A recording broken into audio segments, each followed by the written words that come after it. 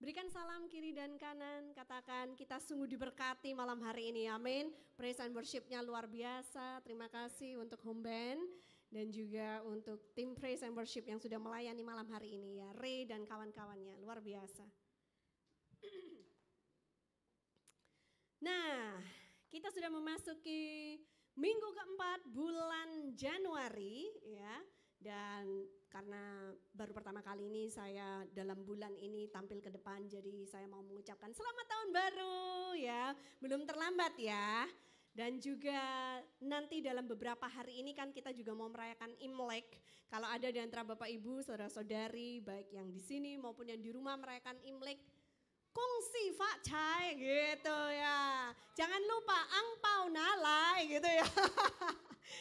Oke, just kidding ya. Ini tahun yang luar biasa saudara ya, karena kita melihat bagaimana di satu bulan yang sama, bulan Januari kita merayakan tahun baru internasional, tapi kita juga merayakan tahun baru Imlek ya. Wow, banyak sekali perayaan-perayaan di tahun 2017 ini, dan saya berdoa biarlah secara roh di tahun 2017 ini kita juga bisa mendapatkan banyak perayaan-perayaan, kemenangan-kemenangan yang akan kita dapatkan di dalam Tuhan Yesus. Yang percaya katakan amin. Haleluya, haleluya.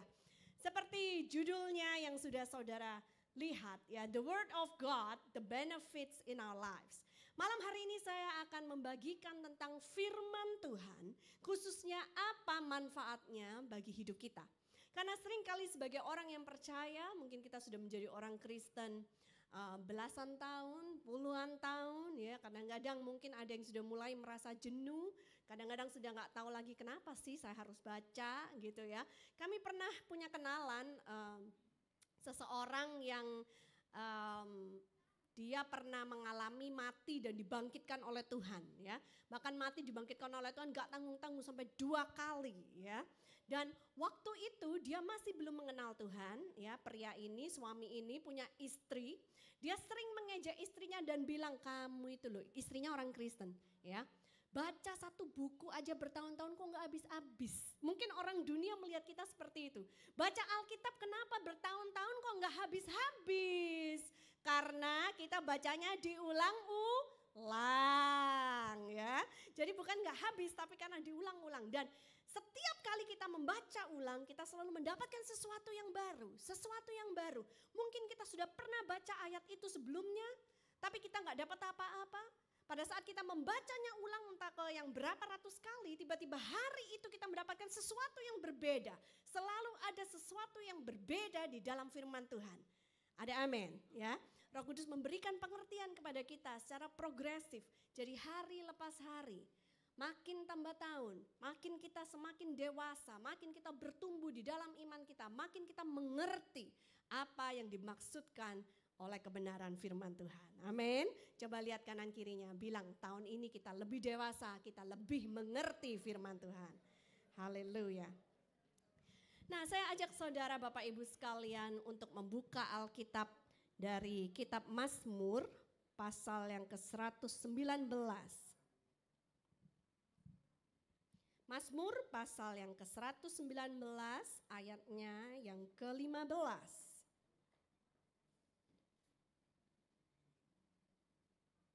Ini ayat sangat terkenal sekali ya, bahkan sampai dibuatkan lagu. Mazmur 119 ayatnya yang ke-15.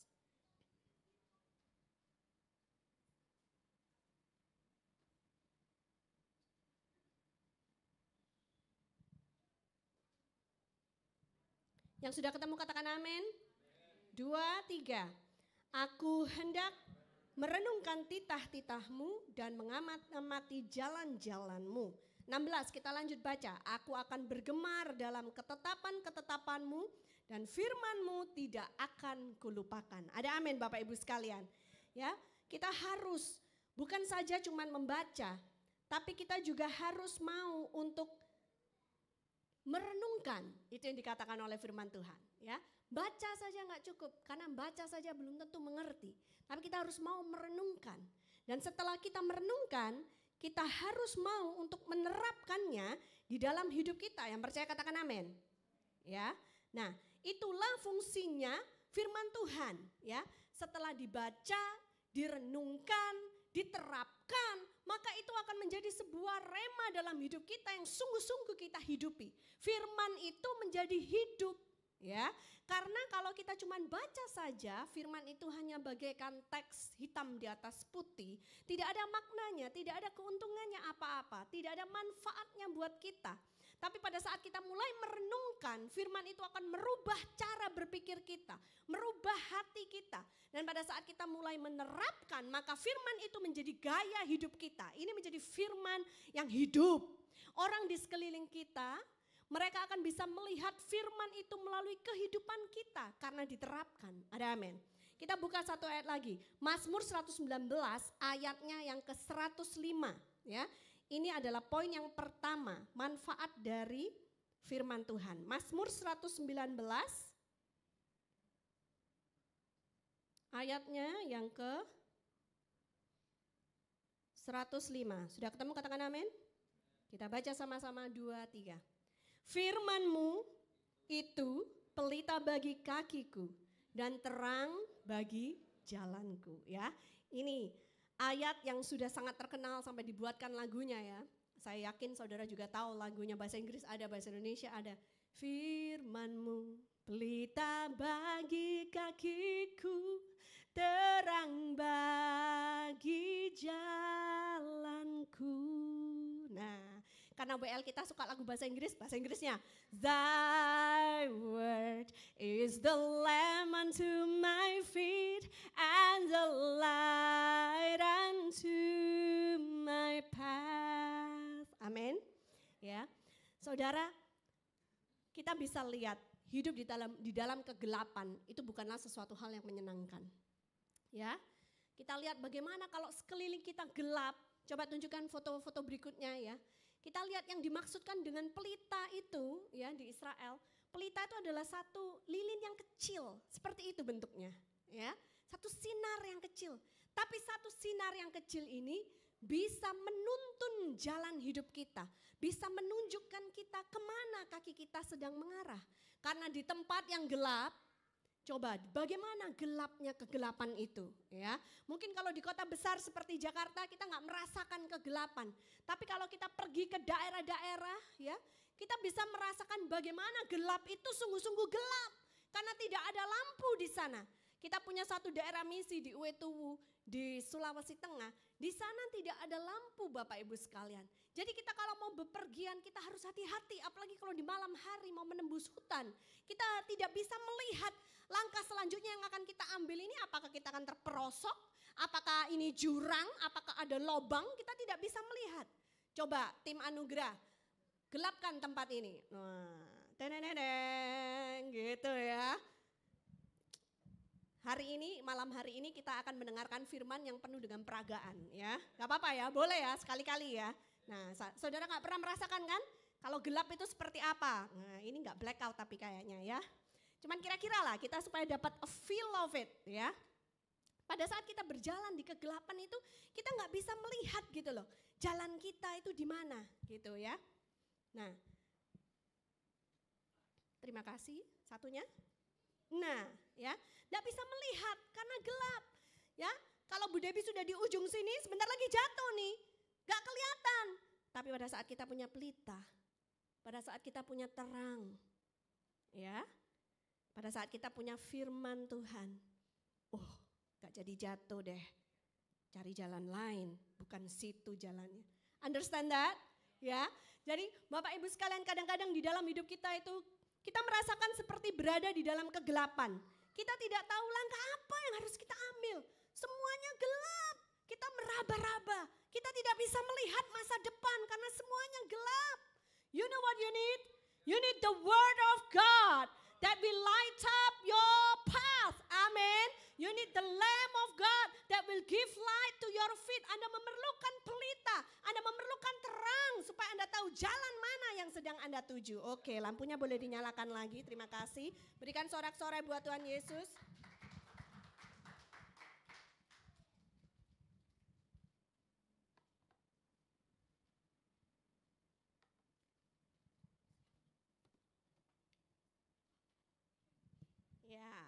Jadi poin yang pertama, firman Tuhan itu menerangi hidup kita, ya.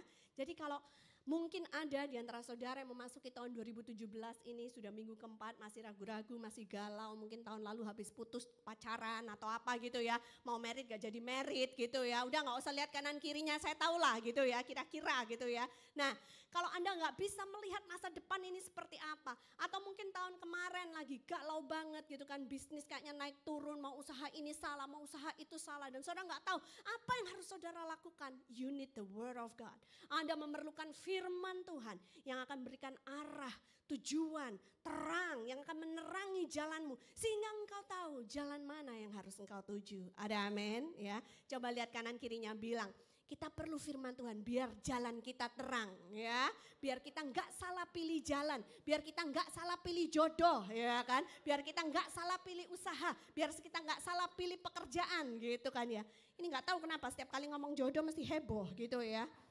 Karena memang jalan hidup itu kadang-kadang bukan cuma gelap, tapi juga terjal, licin, curam ya. Kadang ada jurang, jadi kita memang perlu berhati-hati. Oleh karena itulah kita memerlukan firman Tuhan di dalam hidup kita. Yang percaya katakan amin. Kalau saudara membaca firman Tuhan dalam kitab Matius pasal yang ke-25, kita nggak usah buka hari ini ya. Dari ayat 1 sampai 12, itu menceritakan tentang perumpamaan dari 10 gadis ya. 5 gadis disebut bijaksana, tapi 5 gadis disebut bodoh. Bedanya apa? Dua-duanya, dua kelompok gadis ini membawa pelita. Seperti tadi yang saya tunjukkan, pelita. Mereka membawa pelita, mereka sedang menantikan kedatangan mempelai pria ya. Nah, mereka dua kelompok ini dua-duanya membawa pelita. Cuman yang membuat 5 gadis disebut bijaksana karena dia bawa cadangan minyak. Dan 5 gadis yang disebut bodoh karena dia meskipun bawa pelita tidak membawa cadangan minyak. Karena mereka tidak tahu kapan mempelai laki-laki akan datang, makin lama habislah persediaan minyak mereka. Mereka ketiduran, sama-sama ketidurannya. Ini berbicara tentang orang Kristen pada saat Tuhan Yesus akan datang kedua kalinya. Gak masalah apakah kita lagi tidur, apakah kita lagi berdoa, apakah kita lagi ngantuk, apakah kita lagi berjaga-jaga. Pada saat Tuhan Yesus datang, dia akan datang ya. Semua orang akan dikagetkan dengan kedatangannya, meskipun kita sudah menanti-nantikan ya kan. Nah, tapi pada waktu itu akan terlihat siapa yang bijaksana dan siapa yang bodoh. Artinya apa? Tadi kita sudah baca, pelita itu berbicara tentang firman Tuhan. Tapi jangan lupa bahwa kita harus juga punya persediaan minyak. Persediaan minyak ini berbicara tentang apa, Pastor Debbie? Persediaan minyak ini berbicara tentang urapan dari Roh Kudus. Kita harus punya persekutuan yang manis dengan Roh Kudus. Ya, itu sangat diperlukan apalagi di hari-hari sekarang ini di mana kita hidup. Hari-hari ini adalah hari-hari yang jahat. Orang benar jadi salah, yang salah jadi benar ya kan, bisa dibolak-balik ya kan. Jadi benar-benar kita perlu punya persekutuan yang manis dengan Roh Kudus. Nah, orang yang membawa minyak ini ya berbicara bahwa dia bisa refill, sewaktu-waktu dia bisa refill ya. Orang yang punya persekutuan yang manis dengan Roh Kudus, dia bisa refill ulang ya apa yang dia perlukan. Firman itu kalau tidak ada persekutuan dengan Roh Kudus, maka firman itu tidak menjadi hidup. Hanya kita baca saja bertahun-tahun, kita tidak ngerti-ngerti apa artinya. Ya, kita perlu orang lain untuk menjelaskan sama kita apa artinya. Kita perlu Bapak Ibu Pendeta jelaskan sama kita baru kita ngerti artinya. Tapi kalau kita baca sendiri, kita sudah sampai ketiduran ya kan. Kita sudah sampai ngantuk sekali, kita masih nggak tahu apa artinya ya. Karena pada saat kita baca, kita juga perlu kerjasama dengan Roh Kudus. Berdoa dulu sebelum baca Alkitab. Tanya sama Roh Kudus, berikan penerangan kepadaku. Supaya aku mengerti apa yang dimaksudkan dengan firman ini. Dan pada saat kita baca, Roh Kuduslah akan berbicara pada kita. Itu maksudnya begini, itu maksudnya begitu. Firman ini cocok untuk kamu saat ini, untuk keadaanmu yang sekarang. Baru firman itu menjadi hidup buat kita. Ada amin. Ya, jadi seperti itu. Jagalah persekutuan kita yang manis dengan Roh Kudus ya, supaya kita bisa mengerti apa yang dikatakan oleh firman Tuhan. Nah, itu poin yang pertama tentang menerangi ya. Kenapa saya membahas tentang hal ini? Karena untuk awal tahun ini penting sekali ya. Jangan sampai kita kehilangan arah kita dalam kita menjalani sepanjang tahun ini. Mari buat resolusi tahun baru 2017. Lebih banyak lagi membaca firman, lebih banyak lagi merenungkan firman, dan lebih banyak lagi menerapkan firman. Yang mau percaya katakan amin, berikan sorak-sorai buat Tuhan Yesus. Haleluya. Lebih dari kemarin ya, kita perlu firman Tuhan. Oke, saya minta volunteer yang berikutnya. Poin yang kedua adalah membersihkan. Seringkali kalau kita hidup itu ya, dulu sebelum kita kenal Tuhan, kita tuh dalam hati tuh kayaknya kotor banget gitu ya. Ya, seringkali hati kita tuh kayaknya kotor. Banyak sekali kotoran-kotoran yang ada dalam hati kita, ya kan? Kotoran-kotoran itu berbicara tentang apa? Bisa bicara tentang kontaminasi dunia. Bisa bicara tentang keraguan-raguan kita. Bisa bicara tentang kebencian. Kadang-kadang kita itu nggak tahu gimana caranya ngampunin orang gitu ya. Aduh, gua tiap kali lihat mukanya sebel aja deh, sebel pokoknya. Benci gitu kan ya. Tapi jangan kayak lagu gitu ya. Benci, benci, benci, tapi rindu jua gitu ya. Benci banget ngeliat dia gitu ya. Ya, bukan benar-benar cinta tapi benci gitu, mungkin punya musuh atau apa, enggak bisa ngampuni, penuh dengan dendam, amarah, ya kan. Apalagi kalau udah kena ajaran dunia yang kita percaya, lu bisa jahat sama gua bisa 2 kali lebih jahat sama lo, gitu kan. Tapi kalau lu baik sama gua bisa 10 kali lebih baik kepada lo, ya itu ajaran dunia. Tapi Tuhan Yesus gak pernah ngajarin gitu loh. Tuhan Yesus ngajarin kasihilah sesamamu seperti engkau mengasihi dirimu sendiri. Sesamamu itu siapa? Baik orang yang gak suka sama engkau, orang yang benci sama engkau, orang yang engkau sendiri benci, itu harus kita kasihi. Termasuk musuh-musuh kita harus mengasihi mereka, mendoakan mereka, memberkati mereka. Ajaran Tuhan Yesus beda. Coba bilang, ajaran Tuhan Yesus beda. Ya, kalau orang dunia bilang, kalau jangan berbuat jahat supaya nggak dijahatin orang gitu kan ya. Tapi Tuhan Yesus bilang berbuat baiklah supaya orang juga akan berbuat baik kepadamu. Orang dunia ngajarin kita cuman don't aja. Jangan berbuat jahat kalau nggak mau dijahatin orang. Tapi Tuhan Yesus one step lebih tinggi lagi. Berbuat baiklah. Kalau jangan berbuat jahat kan saya nggak ngusik kamu. Tapi saya juga nggak berkatin kamu. Loh kan gitu ya. Saya pokoknya nggak mau tahu tentang kamu. Kamu mau susah mau apa terserah. Lu nggak usah usik-usik gua juga nggak usik lu deh gitu kan ya. Pokoknya kita punya garis hidup kita masing-masing. Jalan kita masing-masing. Tapi kalau firman Tuhan satu step lebih tinggi daripada itu. Bukan cuman lu gua. Tapi Tuhan bilang berbuat baiklah. Supaya orang itu in turn nantinya juga bisa berbuat baik sama kita. Diperlukan inisiatif. Nah, ini poin saya yang kedua. Firman Tuhan itu membersihkan. Apapun yang kotor dalam hidup kita, dibersihkan sama Tuhan. Dulu sebelum kita kenal Tuhan, hati kita kayaknya kotor banget ya. Ingat gak masa-masa itu ya? Penuh dengan kebencian, amarah, dendam, gak bisa ngampuni orang, kotor banget ya. Tapi kemudian kita terima Tuhan, hati kita dibikin lembut ya kan. Lalu kita dibaptis, wah kita bagaikan clean slate, putih seperti salju lagi ya kan. Bersih bersinar, sunlight, iklan dong. ya, jadi bersih kembali, bersinar gitu kan. Tapi guess what? Sayangnya Tuhan Yesus gak datang kedua kali pada waktu setelah kita dibaptis. Coba gak gitu kita tetap bersih, tetap bersinar gitu kan ya. Sayangnya pada saat kita selesai dibaptis kita masih harus menjalani hidup di dunia ini. Kebentur lagi, kena bohong lagi, ditipu orang lagi, disakiti hatinya lagi. Sakitnya tuh ya terserah lah mau di mana gitu ya. Ya jadi artinya apa? Kita jadi kotor lagi, ya kan? Kotor lagi. Jadi kita tuh perlu constant washing, perlu dicuci berkali-kali. Baptisnya sekali aja cukup, itu cuman simbol. Tapi kalau kita tahu kebenaran firman Tuhan, ya ternyata dikatakan bahwa firman Tuhan itulah yang membersihkan kita. Kita buka dulu Mazmur 119, yang tadi ini masih yang tadi ya. Ayat 9 sampai 11.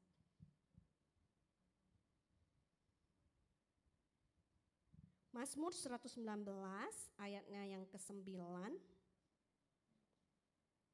sampai yang ke-11. Kalau sudah ketemu katakan amin. Ini Daud yang menulis Mazmur ini ya. Dan dia berkata, kita baca sama-sama 2, 3. Dengan apakah seorang muda mempertahankan kelakuannya bersih? Dengan menjaganya sesuai dengan firman-Mu. Dengan segenap hatiku aku mencari Engkau.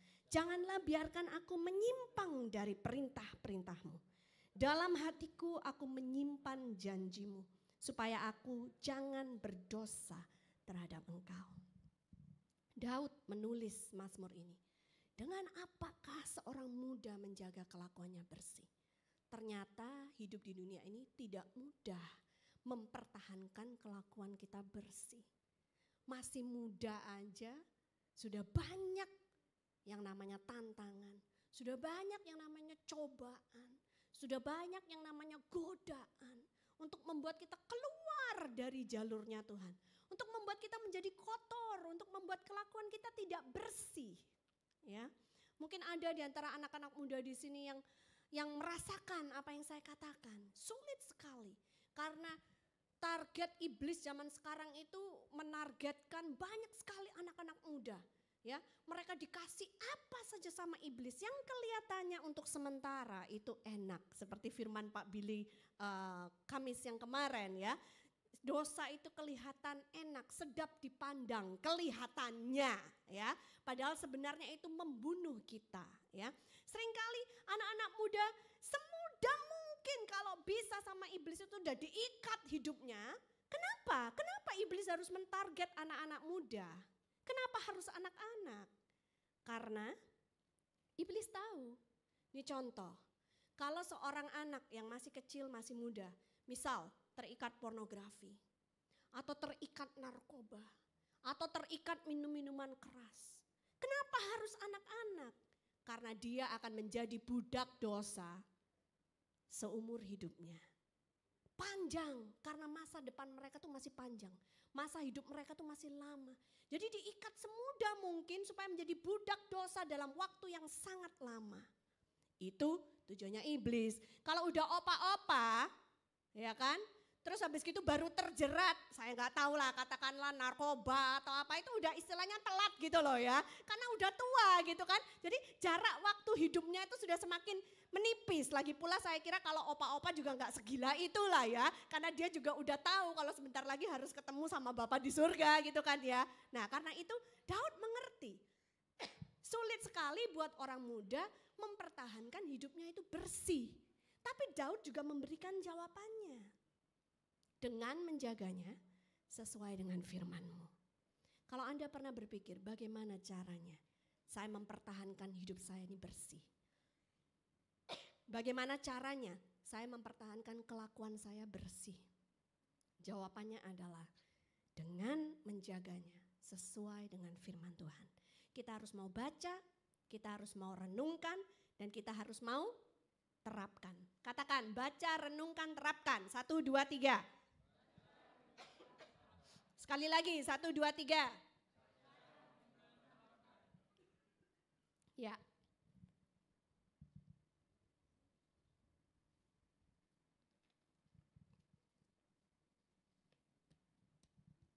Sebelum peragaan yang kedua, kita baca lagi ayat di Efesus pasal yang ke-5.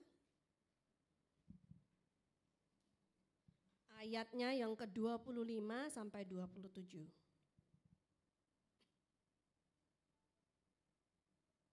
Efesus pasal yang ke-5, ayatnya yang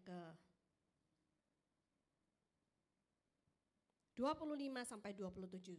Saya tahu ini ayat untuk suami, tapi suami ini menggambarkan Yesus Kristus ya, yang adalah mempelai laki-laki bagi gerejanya, bagi jemaatnya ya. Kita baca sama-sama 2, 3. Hai suami, kasihilah istrimu sebagaimana Kristus telah mengasihi jemaat dan telah menyerahkan dirinya baginya untuk menguduskannya sesudah ia menyucikannya dengan memandikannya dengan air dan firman. Ulang ya bagian itu. Dengan memandikannya dengan Ya, cara Tuhan Yesus menyucikan mempelai wanitanya, menyucikan jemaatnya, menyucikan gerejanya, menyucikan kita adalah dengan memandikan kita dengan air dan firman. Supaya dengan demikian ia menempatkan jemaat di hadapan dirinya dengan cemerlang, tanpa cacat atau kerut atau yang serupa itu, tetapi supaya jemaat kudus dan tidak bercela. Nah, bagi para suami, ya, ini memang adalah tugas para suami juga yang menggambarkan Yesus Kristus ya sebagai kepala dari gereja. Suami dalam suatu rumah tangga, ya, dalam strukturnya dia adalah kepala dari keluarga, harus menyucikan istrinya dengan cara memandikannya dengan air dan firman. Nah, suami-suami di tempat ini angkat tangan, suami-suami di tempat ini angkat tangan. Kapan terakhir Anda memandikan istrimu dengan air dan firman? Ya.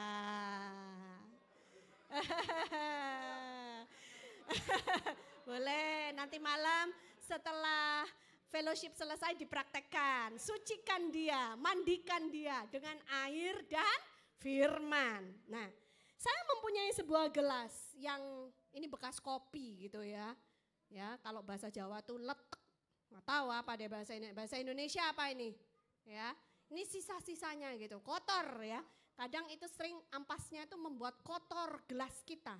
Ya, ini ibaratkan hati kita yang kadang-kadang diisi kebencian itu, ya, yang kalau tadi di kantor ketemu sama atasan dimarahin, terus kita jadi benci sama dia, jutek kalau ngelihat dia gitu kan ya, dia lagi gitu kan ya, dia kalau buka mulut isinya firman terus yang keluar, tapi perbuatannya tidak mencerminkan firman, kita jadi marah sama pemimpin kita, apa pemimpin gereja, pemimpin persekutuan doa, kecewa gitu kan ya, nih loh hati kita.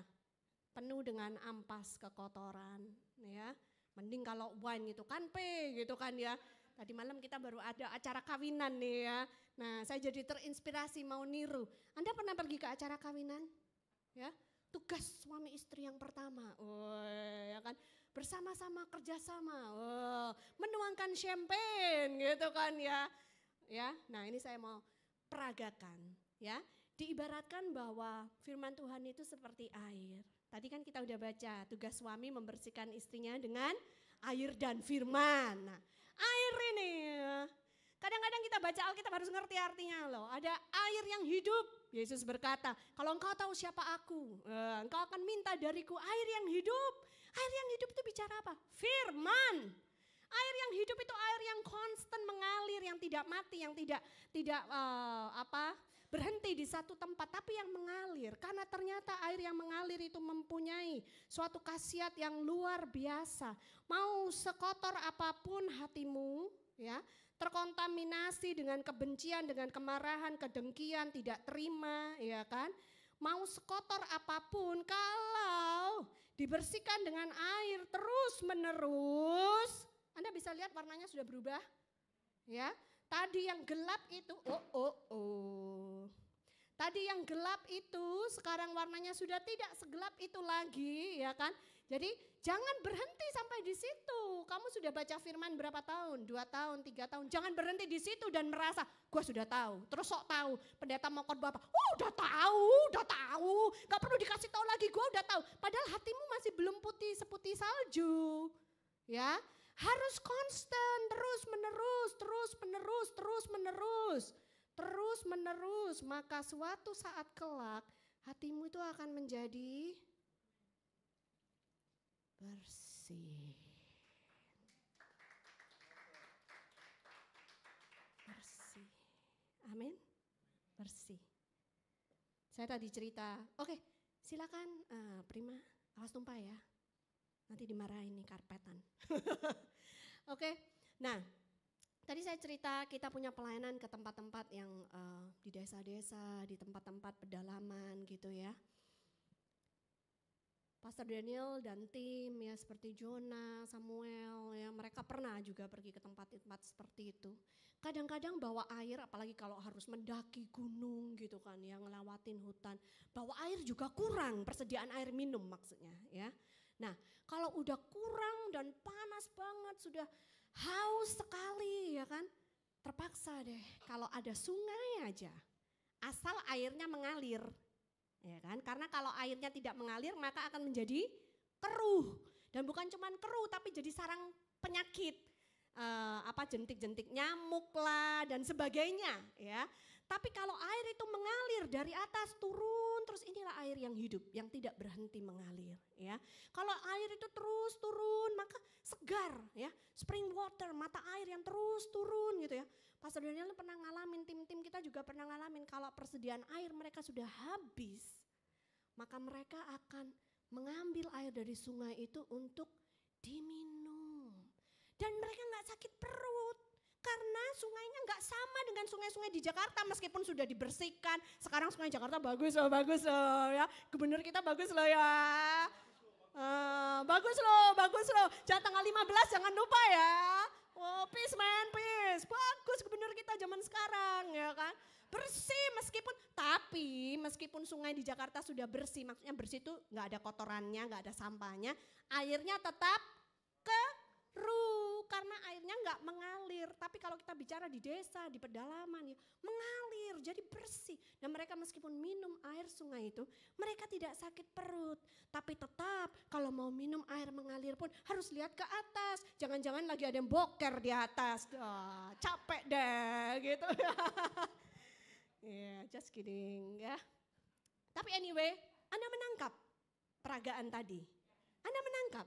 Jangan berpikir saya sudah mengerti firman itu. Saya sudah tahu pendeta ini ngomong apa ya kan. Jangan sok pintar. Kadang-kadang ya kita jadi orang Kristen, apalagi kalau udah lama jadi orang Kristen. Kita tuh bisa jadi orang yang sok beriman, sok rohani gitu kan. Sok tewu gitu kan ya. Nah kita tuh gak boleh jadi orang yang gak boleh jadi orang yang sombong rohani. Rohani pun bisa sombong loh ya. Seperti itu, apalagi kalau di beberapa gereja kan ada yang, oh ini bapakku, terus ini bapaknya bapakku, bapak rohani punya bapak rohani lagi berarti sudah kakek rohani, terus ini bapaknya bapakku berarti sudah buyut rohani gitu kan ya. Nah itu biasanya semakin tinggi rankingnya, terus jangan menjadi semakin sombong gitu ya, maaf ya. Tapi maksudnya kita harus selalu terbuka, rendah hati, biarkan firman Tuhan itu membersihkan kita again and again and again and again. Yang mau katakan amin. Karena Tuhan Yesus akan datang menjemput mempelai perempuannya. Bukan yang jubahnya kotor, bukan yang jubahnya bernoda, tetapi menjemput mereka yang jubahnya bersih karena sudah dicuci dengan air dan firman. Yang percaya katakan amin, berikan sorak-sorai buat Tuhan Yesus. Haleluya. Haleluya. Ya. Tapi bagaimanapun juga kalau yang namanya lemak gak bisa cuma dicuci sama air ya. Kalau yang namanya lemak yang membandel apalagi ya, itu cuma satu saja yang bisa merontokkannya ya. Apa? Ya ini promosi terus ya. Mama Lemon merontokkan lemak yang membandel gitu ya. Jadi saya nggak tahu Anda punya lemak yang membandel nggak di perut Anda? Nah itu nanti silakan kalau lemak-lemak yang membandel pulang nanti jangan lupa Mama Lemon merontokkan lemak yang membandel. Haleluya. Itu just kidding ya, jangan diterapkan ya. Waduh nanti pulang pada beli Mama Lemon, waduh gawat. Nanti ini kan zaman itu tuntut menuntut, nanti Pastor Debbie dituntut gara-gara suruh pakai Mama Lemon ya. Haleluya. Kalau diolesin aja masih gak apa-apa gitu kan ya. Tapi kalau ada yang bego banget diminum beneran, wah itu rontok bukan cuma lemaknya, ususnya juga ya. Poin yang ketiga, firman Tuhan, manfaatnya apa bagi hidup kita? Poin yang ketiga ini unik sekali. Ya. Ternyata firman Tuhan itu mempersenjatai kita. Katakan mempersenjatai. Kita buka dulu ayatnya. Efesus pasal yang ke-6. Ayatnya yang ke-10 sampai yang ke-18. Nah ini tentang perlengkapan senjata Allah. Efesus pasal yang ke-6 ayat 10 sampai 18 ada beberapa bagian yang akan saya garis bawahi karena penting sekali buat kita, khususnya di awal tahun ini. Akhirnya hendaklah kamu kuat di dalam Tuhan, di dalam kekuatan kuasanya. Kenakanlah seluruh perlengkapan senjata Allah supaya kamu dapat bertahan melawan tipu muslihat iblis. Ingat ya, yang iblis punya itu cuman tipu muslihat. Sebenarnya dia tuh udah gak bisa apa-apa, sudah dikalahkan oleh Tuhan Yesus di atas kayu salib. Yang dia punya cuman tipu muslihat. Dengan tipu muslihat itu sayangnya banyak anak Tuhan bahkan tertipu, percaya sama tipu muslihatnya iblis. Ya, jadi kita harus berjaga-jaga, jangan sampai kita dikelabui oleh iblis yang all he has is just lies. Semua yang dia punya itu cuman tipuan, cuman bohong, ya. Jadi kita harus bisa menutup mulut iblis karena dia cuman bohong aja kerjanya, ya. Kalau dia bilang, penyakit kayak gini kamu pasti mati. Nah, kau pikir ya, ini penyakitnya berbahaya, ya. Itu semua adalah bohong. Kita harus bilang sama iblis, diam kau. Semua sakit penyakitku sudah ditebus oleh darah Yesus, oleh bilur-bilurnya, gua sembuh, amin. Harus kita akui, harus kita ucapkan, ada tertulis, sudah ditanggung di atas kayu salib, ya. Kita harus tahu caranya kita membungkam mulut iblis, karena yang dia bisa lakukan itu ya tipuan doang. Wah, lu gimana sih lu, cewek 29,9 tahun umurnya masih gak laku. Wah, jangan-jangan lu nanti jadi perawan tua nih, ya. Iblis itu akan lemparkan semua kebohongan sama kita, ya. Kita harus bilang sama iblis, diam kau. Tuhan sudah menyediakan yang terbaik buatku. Bapa di surga tahu bagaimana memberikan pemberian yang terbaik buatku. Yang percaya katakan amin. Yang masih jomblo katakan. Coba, jomblo-jomblo bahagia. Karena ada Tuhan Yesus di dalam hatiku. Tidak ada yang desperate, amin, yes. Haleluya, puji Tuhan.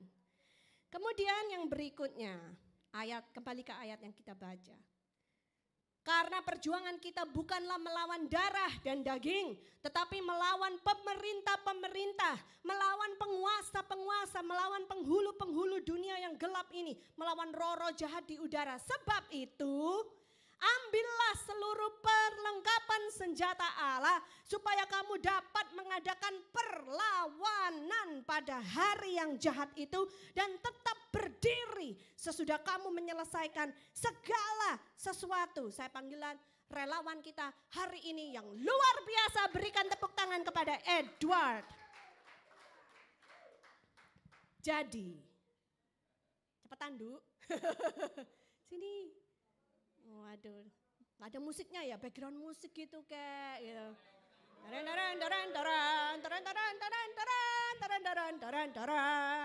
Sini, maju sini ya. Sini ya, sini deh, sini lebih longgar. Jadi, berdirilah tegap. Udah tegap tak itu? Kurang tegap kali. Busungkan dada, angkat kepala.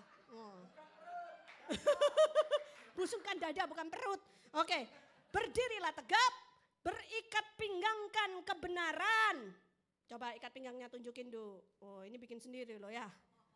Berapa PR berapa minggu ini selesai ya. Supaya Anda bisa melihat kebenaran firman Tuhan. Ini firman yang menjadi rema loh ya. Bukan cuma dibaca tapi diterapkan supaya saudara gampang melihatnya gitu ya. Berikat pinggangkan kebenaran. Berbaju sirahkan keadilan. Kakimu berkasutkan kerelaan untuk memberitakan Injil damai sejahtera. Loh, kasutnya kok Nike gitu. Nggak bikin kasut ya. Oke. Berikutnya, dalam segala keadaan pergunakanlah perisai iman. Sebab dengan perisai itu kamu akan dapat memadamkan semua panah api dari si jahat. Dan terimalah ketopong keselamatan. Dan pedang roh. Yaitu firman Allah. Dalam segala doa dan permohonan, berdoalah setiap waktu di dalam roh dan berjaga-jagalah di dalam doamu itu dengan permohonan yang tak putus-putusnya untuk segala orang kudus. Oke. Perhatikan baik-baik. Yang tadi saya sebutkan itu, ya. Oke, dimasukin dulu pedangnya ini, pedang asli takut menyakiti ya.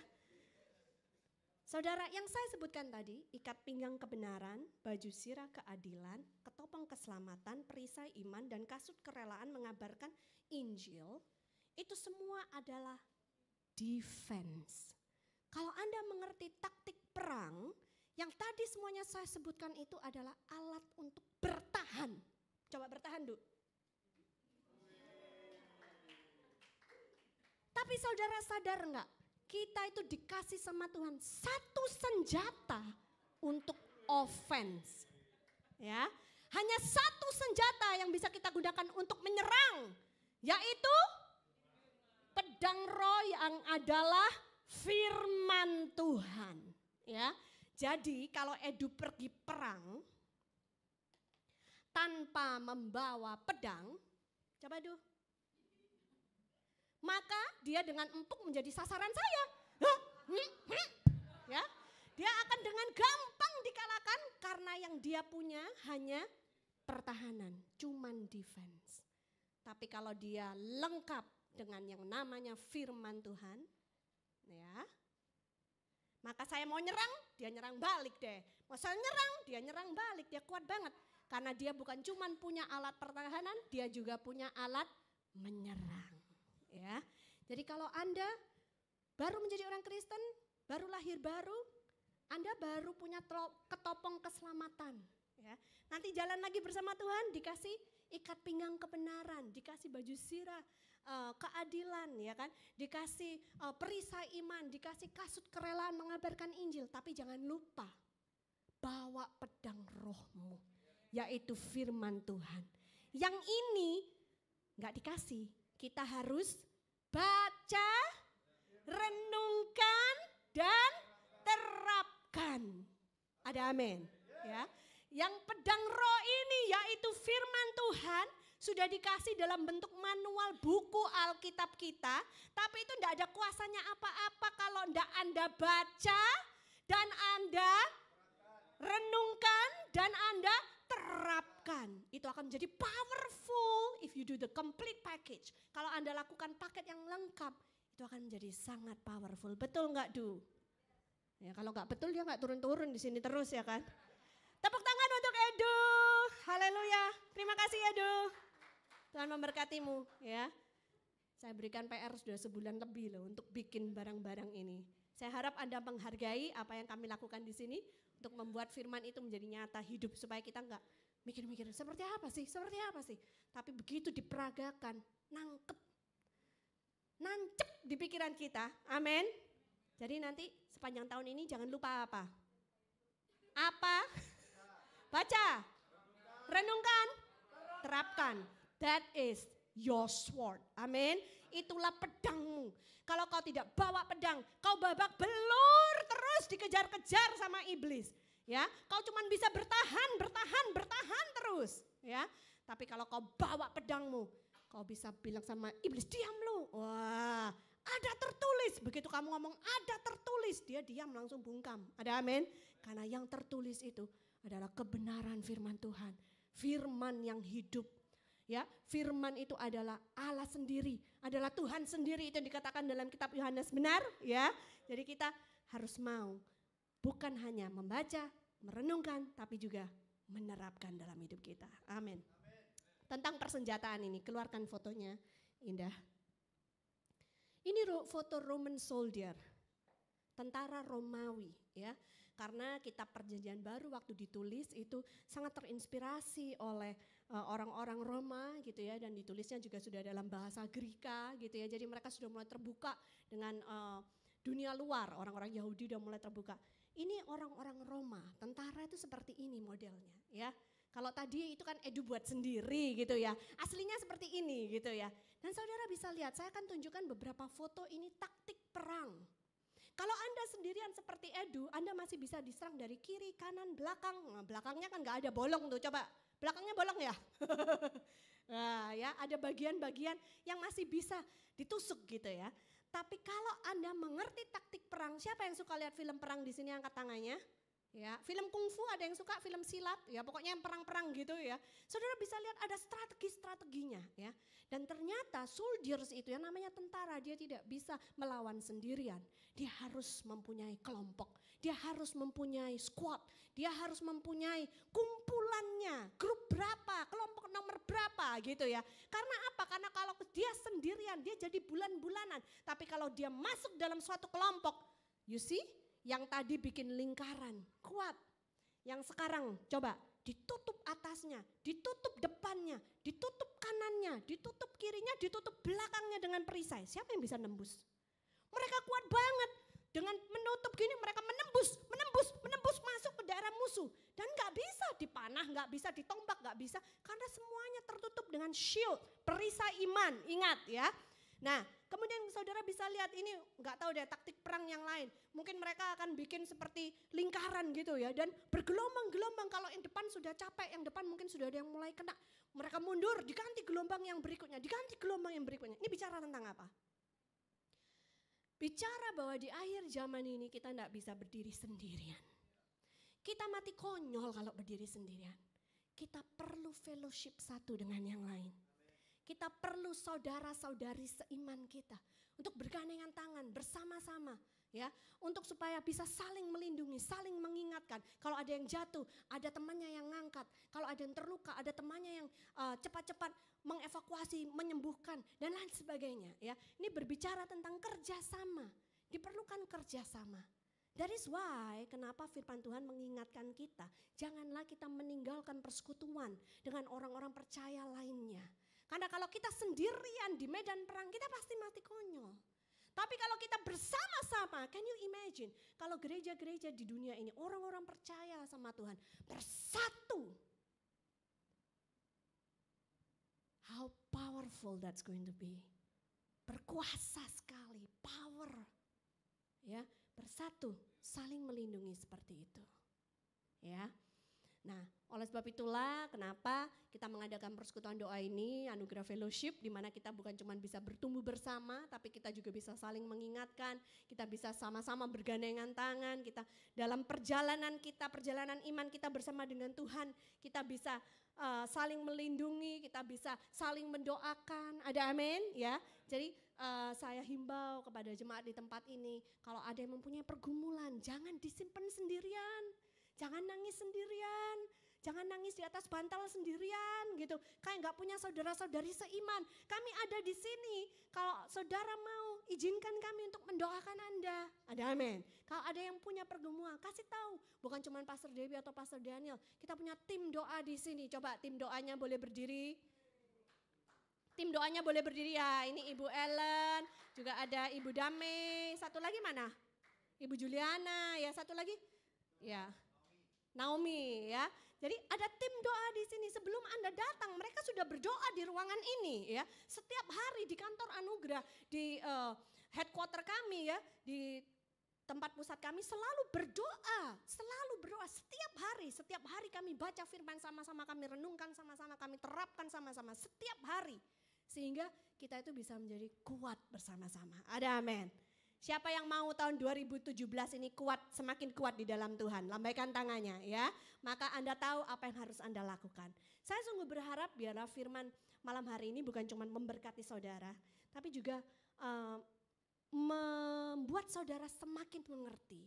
Ya, kalau mungkin dulu masih gak terlalu mengerti, sekarang semakin mengerti manfaat dari firman Tuhan itu apa dalam hidup kita. Saya tutup dengan sebuah kesaksian singkat ya, mungkin beberapa dari Anda sudah pernah dengar. Saya itu pernah ngalamin waktu hamil James ya. Saya sama Pastor Daniel ini punya 2 orang anak ya. Angeline itu umur 16 tahun. Kalau James umurnya 6 tahun. Bedanya tuh 10 tahun. Jadi jaraknya tuh jauh sekali gitu ya. Biasanya kalau kita pergi ke daerah-daerah ketemu sama pemirsa, pasti mereka akan tanya, Bu, KB ya Bu, kok jauh sekali jaraknya gitu. Padahal enggak ya, tapi Tuhan memang kasihnya seperti itu. Antara James dan Angeline saya pernah keguguran 1 kali. Yaitu waktu itu dokter bilang janin tidak berkembang. Jadi waktu janin usia kehamilan 3 bulan, saya keguguran ya. Karena ternyata bayinya tuh enggak berkembang, enggak ada detak jantungnya, enggak ada kehidupan di sana ya. Nah, waktu saya hamil James, Boleh tunjukkan foto yang pertamanya ya. Foto USG yang pertama setelah nunggu lama gitu kan ya. Akhirnya dokter tuh nyatakan saya hamil. Nah, nanti ya buat yang sudah menikah dan belum punya keturunan, suatu hari nanti kamu akan melewati masa itu di mana kamu pergi ke dokter dikasih foto USG seperti ini ya. Yang bulatan hitam itu adalah kantong ketuban dan air ketuban. Lalu yang di dalamnya ini itu adalah babynya. Jadi suatu hari dulu sebelum bahkan mama kita tahu kalau dia sedang hamil, kita itu hanya sebuah titik putih di atas foto USG. Dan itu kalau diukur kecil sekali, kurang dari 1 senti, cuman beberapa milimeter saja. Belum kelihatan wajah kita yang cantik, wajah kita yang ganteng, belum kelihatan six pack-nya, belum kelihatan gendutnya gitu kan ya. Oh, one pack-nya juga belum kelihatan gitu ya. Masih sebuah titik saja ya. Tapi firman Tuhan sudah bilang, bahkan sebelum engkau dikandung di rahim ibumu, aku telah mengenal engkau. Ada amin ya. Mama kita mungkin belum sadar kalau dia lagi hamil, tapi Tuhan sudah kenal kita ya. Kemudian saya tuh hamil muntah-muntah parah ya. 6 minggu usia kehamilan, karena muntah yang sangat parah saya mengalami pendarahan. Nah, pendarahan itu bukan contoh yang baik, bukan kasus yang baik untuk ibu hamil. Jadi kita panik, saya dilarikan ke rumah sakit sama suami saya yang tercinta ini ya kan. Lalu sampai di sana dokter USG saya sekali lagi gitu kan ya. Harus dilihat ini bayi di dalam bagaimana. Coba gambar kedua Indah. Nah, waktu di USG malam hari itu bayinya tidak ada. Cuman ada kantong ketuban dan air ketubannya saja. Titik putih tadi loh, nokta putih itu enggak ada lagi. Ya, dokter bilang, wah sepertinya ibu mengalami keguguran. Ini adalah janin yang tidak berkembang.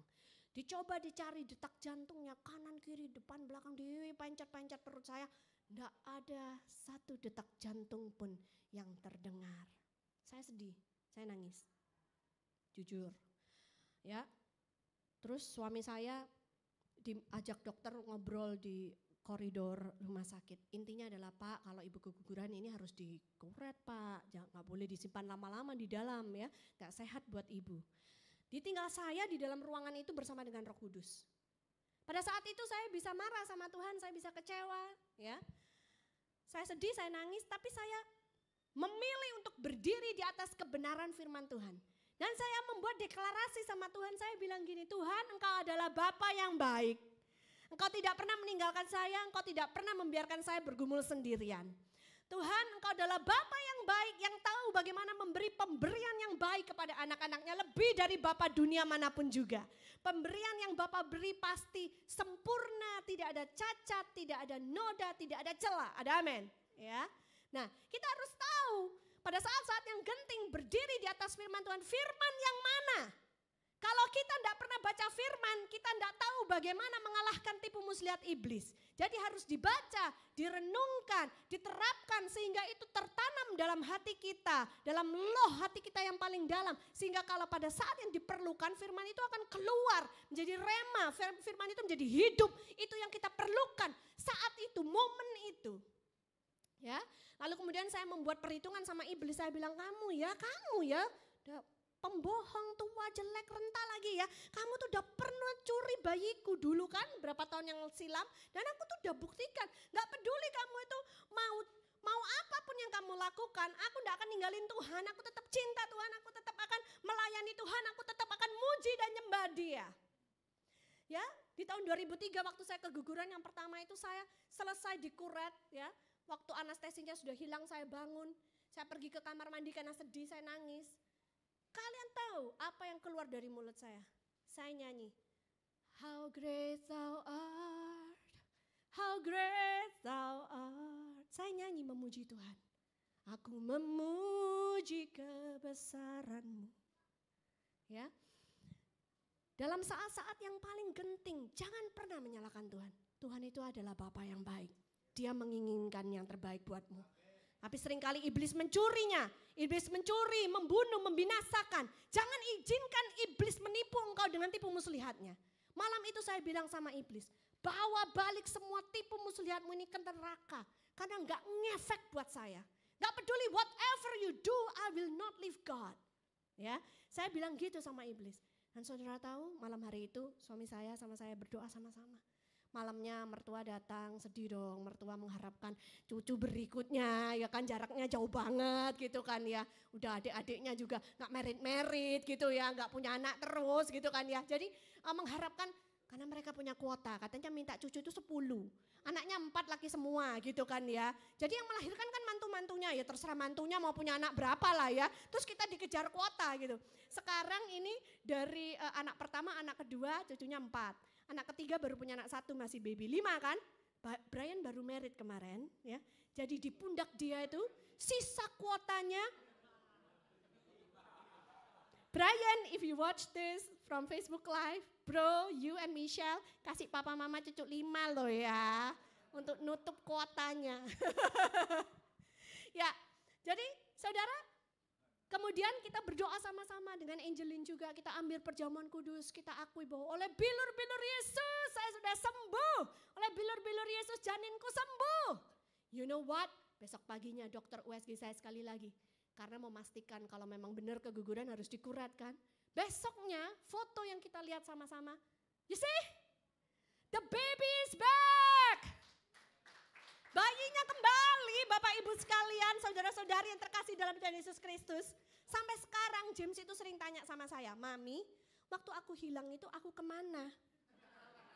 Gak tahu James, kayaknya kamu main petak umpet deh sama Tuhan Yesus.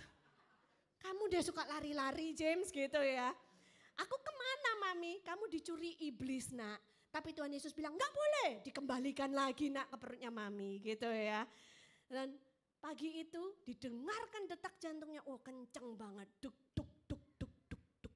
Malam sebelumnya tidak ada satu duk pun yang terdengar. Berikan kemuliaan buat Tuhan Yesus, amin.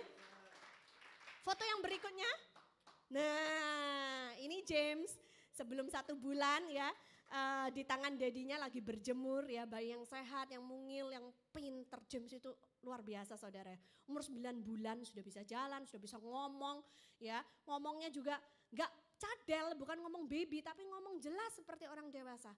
Dan ini jelas pemberian Tuhan yang baik, yang sempurna, yang tidak ada cacat, tidak ada celahnya.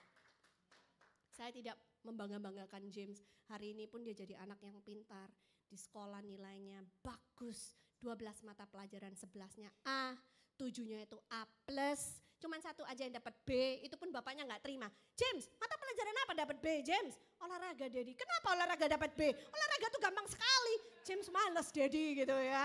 Karena James sudah ikut nge-gym gitu, yang nge-gym anak-anak. Jadi dia mungkin kalau pelajaran olahraga di sekolah males gitu.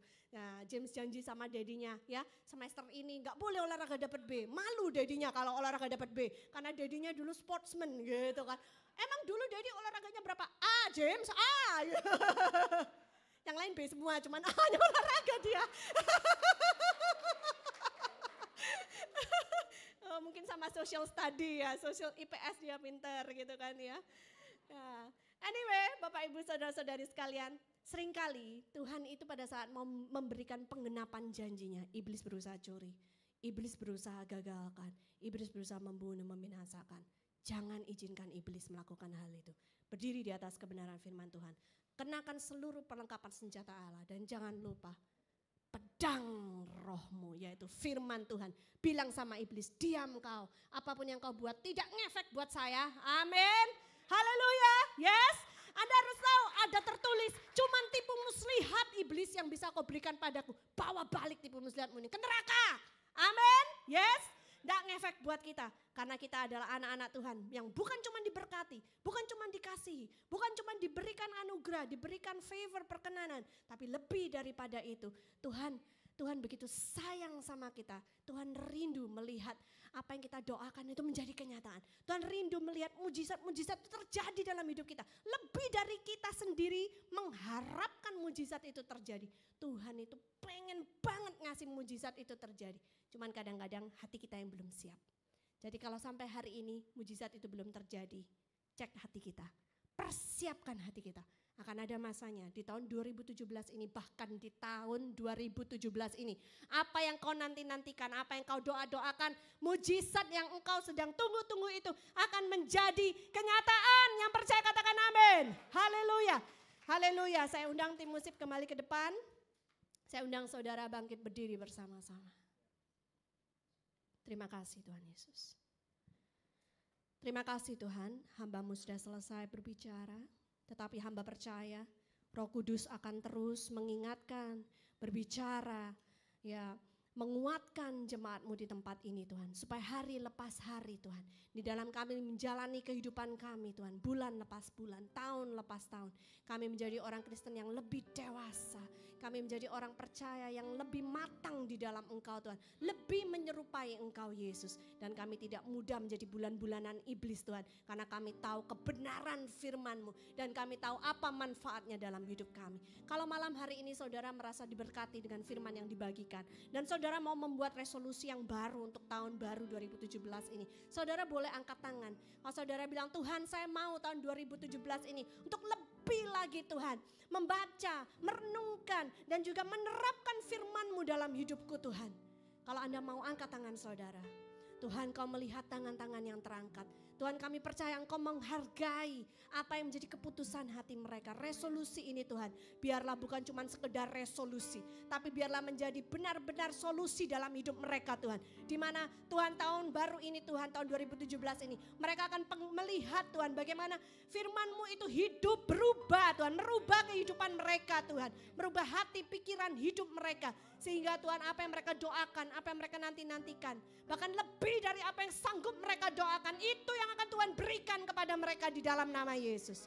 Terima kasih Tuhan Yesus. Terima kasih Tuhan Yesus. Di dalam nama Tuhan Yesus Kristus. Yang percaya sudah diberkati oleh Tuhan bersama saya katakan, amin.